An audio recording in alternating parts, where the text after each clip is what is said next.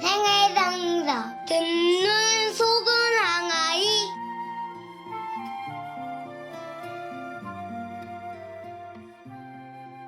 성부와 성자와 성령의 이름으로 아멘. 1월 30일 연중 제4주일 해외 원조주일 루카복음 4장 21절에서 30절의 말씀입니다. 그때 예수님께서 회당에서 말씀하기 시작하셨다. 오늘 이 성경 말씀이 너희가 듣는 가운데에서 이루어졌다. 그러자 모두 그분을 좋게 말하며 그분의 입에서 나오는 은총의 말씀에 놀라워하였다. 그러면서 저 사람은 요셉의 아들이 아닌가? 하고 말하였다. 예수님께서는 그들에게 이르셨다. 너희는 틀림없이 의사야, 내 병이나 고쳐라 하는 속담을 들며 내가 카파르나움에서 하였다고 우리가 들은 그 일들을 여기 내 고향에서도 해보아라 할 것이다. 그리고 계속 이르셨다. 내가 진실로 너희에게 말한다. 어떠한 예언자도 자기 고향에서는 환영을 받지 못한다. 내가 참으로 너희에게 말한다. 3년 6개월 동안 하늘이 닫혀 온 땅에 큰 기근이 들었던 엘리야 때에 이스라엘에 과부가 많이 있었다. 그러나 엘리야는 그들 가운데 아무에게도 파견되지 않고 시돈 지방 사렙타의 과부에게만 파견되었다. 또 엘리사 예언자 시대에 이스라엘에는 나병 환자가 많이 있었다. 그러나 그들 가운데 아무도 깨끗해지지 않고 시리아 사람 나아만만 깨끗해졌다. 회당에 있던 모든 사람들은 이 말씀을 듣고 화가 잔뜩 났다. 그래서 그들은 들고 일어나 예수님을 고을 밖으로 내몰았다. 그 고을은 산 위에 지어져 있었는데 그들은 예수님을 그 벼랑까지 끌고 가 거기에서 떨어뜨리려고 하였다. 그러나 예수님께서는 그들 한가운데를 가로질러 떠나가셨다.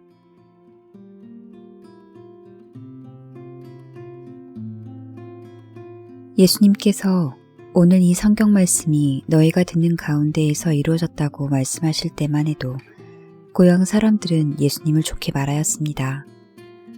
그런데 예언자 엘리야와 엘리사 이야기를 하시자 사람들은 화가 나서 예수님을 죽이려고까지 합니다. 왜 그랬을까요? 엘리야는 아합 임금 시절에 활약한 예언자입니다. 그런데 아합은 아내 이제벨에 이끌려 백성 모두가 바알신을 섬기게 하였습니다. 엘리야는 이에 맞서 싸웠는데 심지어 바알의 예언자 45명을 죽일 정도였습니다. 그 결과 엘리야는 이제벨의 표적이 되고 맙니다.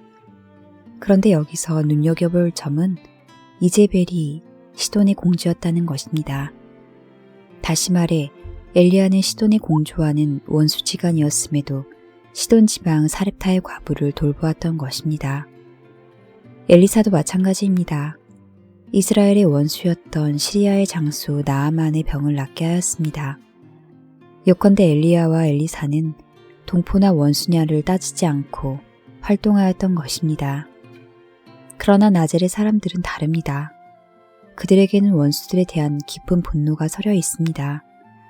사실 기원 후 6년 나자렛에서 불과 2시간 거리에 있는 세포리스라는 도시에서 폭동이 일어났습니다. 그러나 이 폭동은 로마 제국에 의해 처참하게 진압당하였는데 역사가 요세푸스에 따르면 십자가에 달려 처형된 사람의 수가 2,000명에 달하였습니다. 그러니 나자렛 사람들이 로마 제국에 대해 느끼는 분노는 얼마나 컸겠습니까? 그런데 우리는 잊지 말아야 합니다. 원수에 대한 분노에서 벗어나지 못하면 서로에게 보복을 반복하게 된다는 사실을 말입니다. 반복된 보복에서 벗어날 수 있는 길은 오직 원수에 대한 사랑입니다. 그것이 엘리야와 엘리사가 걸은 길이었고 예수님께서 보여주신 삶이었습니다. 원수에 대한 미움으로 아파하는 사람은 마치 가시 많은 나뭇가지를 움켜쥐고 자기 손이 너무 아프다고 호소하는 것과 같습니다. 우리가 놓아야 할 나뭇가지는 무엇일까요? 제주교구 한재우 루카 신부님의 묵상글로 함께했습니다. 성부와 성자와 성령의 이름으로 아멘.